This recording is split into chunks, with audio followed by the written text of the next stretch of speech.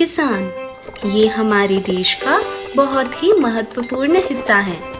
वे खेतों में दिन रात मेहनत करके फल, सब्जियां और अनाज उगाते हैं और अनाज हमारे जीवन का मुख्य आधार है।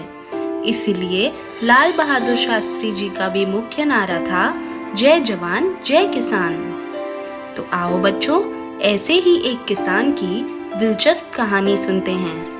रामपुरा नाम के गांव में एक इस्माइल भाई नाम के किसान रहते हैं। उनके पिता खेती करते थे, लेकिन ज्यादातर समय वे नुकसान में ही रहे। इसीलिए उनका परिवार उस खेती को बेच देना चाहता था, लेकिन इस्माइल भाई उनके विचार से सहमत नहीं थे। वे एक आशावादी और बहुत ही मेहनती इंसान थे। वे अपने पिता की तरह ही खेती करना चाहते थे और खेती घाटे का सौदा है, इस सोच को भी बदलना चाहते थे।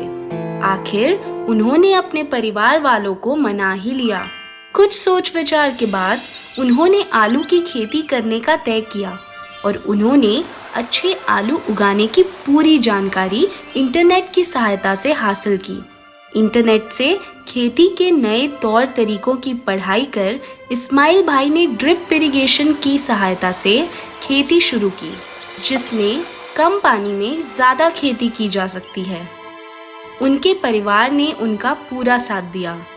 कड़ी मेहनत और परिवार के साथ ने आखिर रंग दिखाया और उनके खेत में आलू की बहुत ही अच्छी फसल पैदा हुई। बड़े बड़े और बहुत ही अच्छी क्वालिटी के आलू उगे।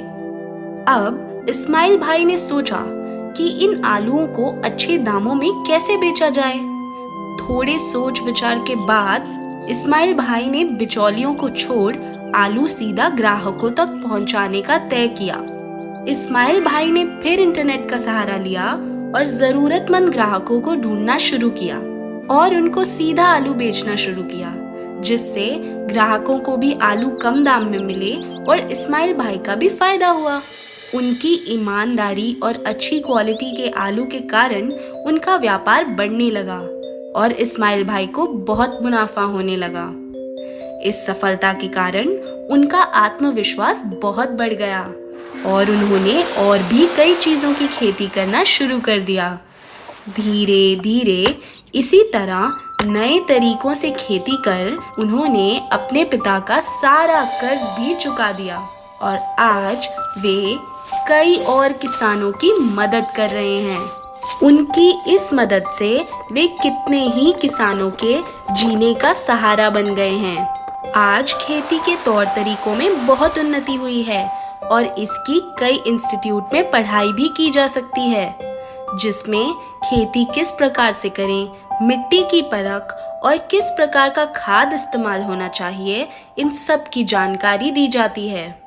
तो दोस्तों, इस्माइल भाई से हमें यही सीख मिलती है कि जीवन में थोड़ी सी असफलता से निराश ना हो और लाचार बनकर किसी के गुलाम ना बने, बल्कि आशावान बने, क्योंकि मेहनत, होशियारी और समय के सही उपयोग के साथ चलने वाला हमेशा सफल ही होता है।